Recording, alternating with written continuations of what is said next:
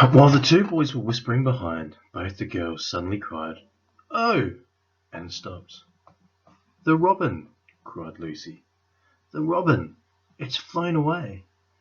And so it had, right out of sight. "And now what are we going to do?" said Edmund, giving Peter a look which was as much to say, "What did I tell you?" "Shh! Look!" said Susan. "What?" said Peter. "There's something moving among the trees over there to the left." They all stared as hard as they could, and no one felt very comfortable. "There it goes again," said Susan presently. "I saw it too," said Peter. "It's still there. It's just gone behind that big tree." "What is it?" asked Lucy, trying very hard not to sound nervous. "Whatever it is," said Peter, "it's dodging us. It's something that doesn't want to be seen." "Let's go home," said Susan. And then, though nobody said it out loud, everyone suddenly realized the same fact that Edmund had whispered to Peter at the end of the last chapter. They were lost. "What's it like?" said Lucy. It's a kind of animal," said Susan. And then, "Look! Look! Quick! There it is!" They all saw it this time, a whiskered, furry face which had looked out at them from behind the tree. But this time it didn't immediately draw back. Instead, the animal put its paw against its mouth, just as humans put their finger on their lips when they are signaling to you to be quiet. Then it disappeared again. The children all stood holding their breath. A moment later, the stranger came out from behind the tree, glanced all round as if he were afraid someone was watching them, said "Hush!" made signs to them to join it in the thicker bit of wood where it was standing, and then once more disappeared. "I know what it is," said Peter. "It's a beaver. I saw the tail." "It wants us to go to it," said Susan, "and it's warning us not to make a noise." "I know," said Peter. "The question is, are we to go to it or not? What do you think, Lou?" "I think it's a nice beaver," said Lucy. "Yes, but how do we know?" said Edmund. "Shan't we have to risk it?" said Susan. "I mean, it's no good just standing here, and I feel I want some dinner." At this moment the beaver again popped his head out from behind the tree and beckoned earnestly to them. "Come on," said Peter. "Let's give it a try. All keep close together. We ought to be a match for one beaver if it turns out to be an enemy." So the children all got close together and walked up to the tree and in behind it. And there, sure enough, they found the beaver.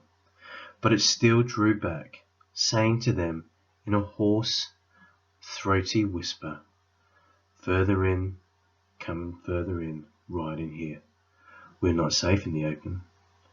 Only when it had led them into a dark spot where 4 trees grew so close together that their boughs met, and the brown earth and pine needles could be seen underfoot because no snow had been able to fall there, did it begin to talk to them.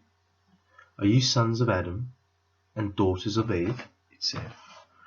"We're some of them," said Peter. "Shh!" said the beaver. "Not so loud, please. We're not safe, even here." "Why, who are you afraid of?" said Peter. "There's no one here but ourselves." "There, in the trees," said the beaver. "They're always listening. Most of them are on our side, but there are trees that would betray us to her. You know who I mean?" And it nodded its head several times. "If it comes to talking about sides," said Edmund, "how do we know you're a friend?" "Not meaning to be rude, Mr. Beaver," added Peter, "but you see, we're strangers." Quite right," said the beaver. "Here is my token." With these words it held up to them a little white object. They all looked at it in surprise, till suddenly Lucy said, "Oh, of course, it's my handkerchief, the one I gave to poor Mr. Tumnus. "That's right," said the Beaver. "Poor fellow. He got wind of the arrest before it actually happened, and handed this over to me.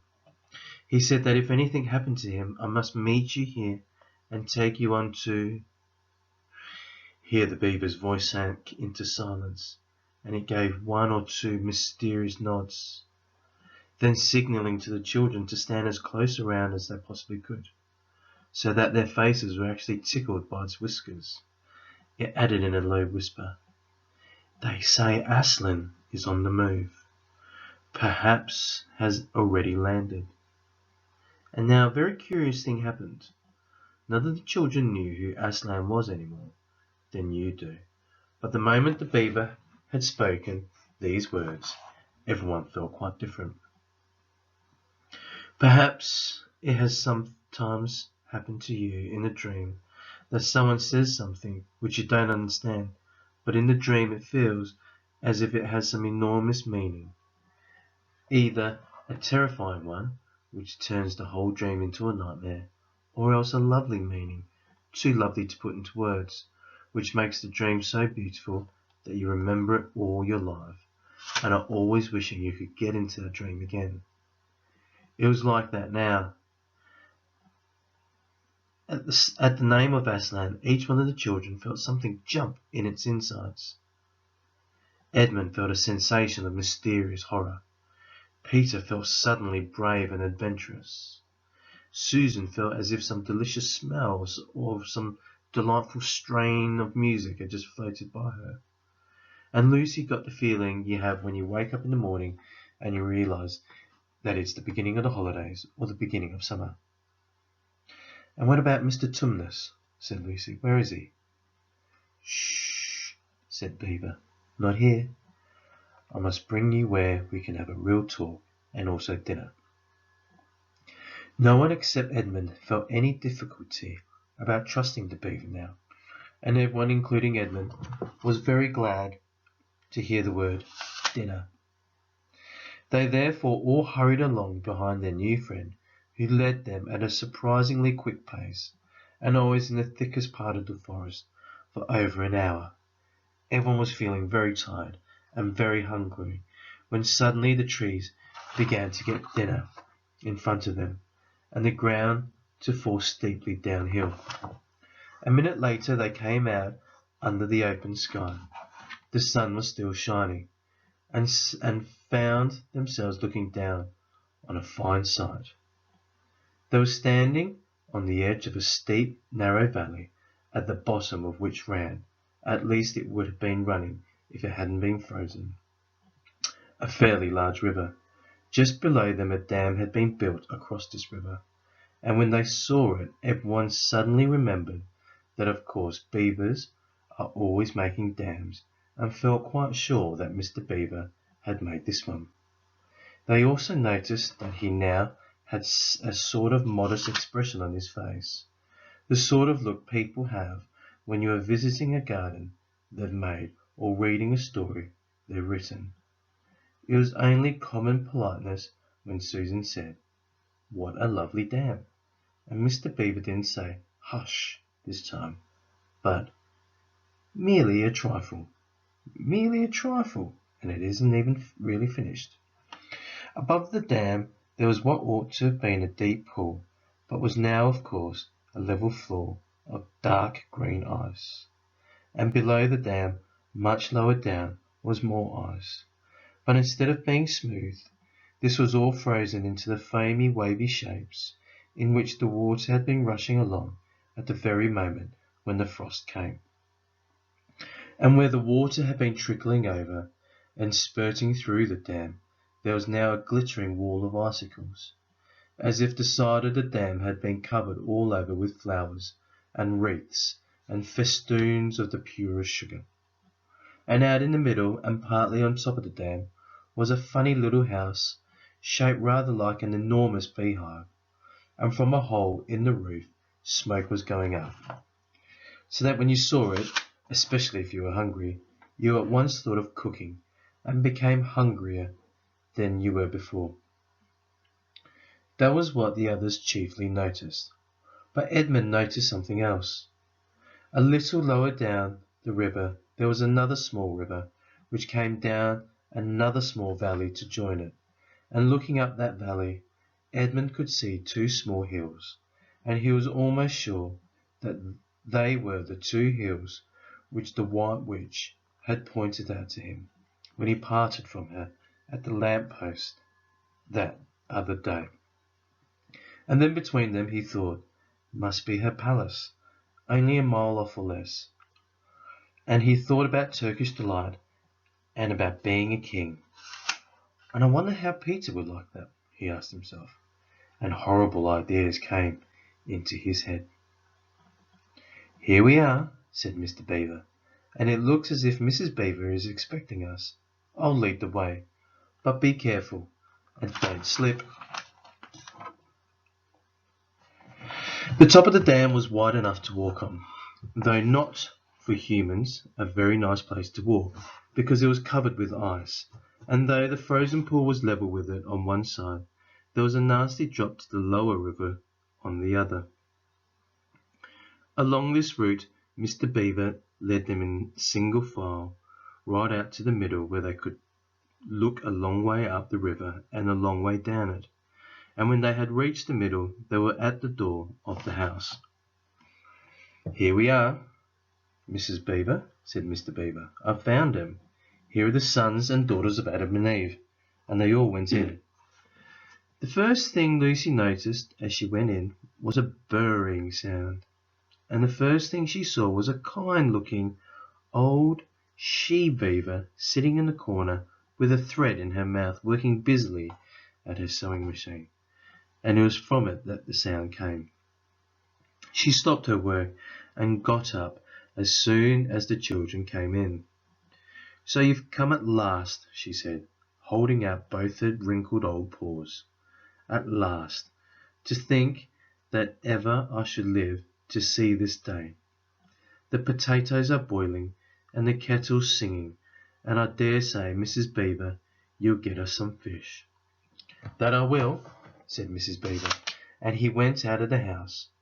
Peter went with him, and across the ice of the deep pool to where he had a little hole in the ice, which he kept open every day with his hatchet. They took a pail with them. Mr. Beaver sat down quietly at the edge of the hole. He didn't seem to mind it being so chilly. Looked hard into it, then suddenly shot in his paw. And before you could say, Jack Robinson had whisked out a beautiful trout. Then he did it all over again, until they had a fine catch of fish. Meanwhile, the girls were helping Mrs. Beaver to fill the kettle, and lay the table, and cut the bread, and put the plates in the oven to heat, and draw a huge jug of beer for Mr. Beaver from a barrel which stood in one corner of the house, and to put on the frying pan, and get the dripping hot. Lucy thought the Beavers had a very snug little home, though it was not at all like Mr. Thomas's cave. There were no books or pictures, and instead of beds there were bunks, like on board ships, built into the wall, and there were hams and strings of onions hanging from the roof, and against the walls were gumboots and oilskins and hatchets and pairs of shears and spades and trowels and things for carrying mortar in and fishing rods and fishing nets and sacks. And the cloth on the table, though very clean, was very rough. Just as the frying pan was nicely hissing, Beaver and Mr. Beaver came in with the fresh fish which Mr. Beaver had already opened with his knife and cleaned out in the open air. You can think how good the new caught fish smelled while they were frying, and how the hungry children longed for them to be done, and how very much hungrier still they had become before Mr. Beaver said, "Now we're nearly ready." Susan drained the potatoes and then put them all back in the empty pot to dry, and on the side of the range, while Lucy was helping Mrs. Beaver to dish up the trout, so that in a few minutes everyone was drawing up their stools. It was all three-legged stools in the Beaver's house, except for Mrs. Beaver's own special rocking chair beside the fire, and preparing to enjoy themselves. There was a jug of creamy milk for the children, Mr. Beaver stuck to beer, and a great big lump of yellow butter in the middle of the table, from which everyone took as much as he wanted to go with his potatoes.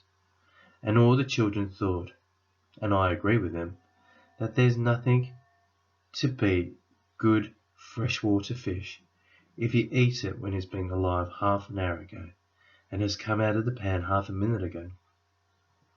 And when they had finished the fish, Mrs. Beaver brought unexpectedly out of the oven a great, gloriously sticky marmalade roll, steaming hot, and at the same time moved the kettle onto the fire, so that when they had finished the marmalade roll, the tea was made and ready to be poured out. And when each person had got his or her cup of tea, each person shoved back his or her stool so as to be able to lean against the wall, and gave a long sigh of contentment. "And now," said Mr. Beaver, pushing away his empty beer mug and pulling his cup of tea towards him, "if you'll just wait till I've got my pipe lit up and going nicely, why, now we can get to business. It's snowing again," he added, cocking his eye at the window. "That's all the better, because it means we shan't have any visitors, and if anyone should have been trying to follow you, why, he won't find any tracks."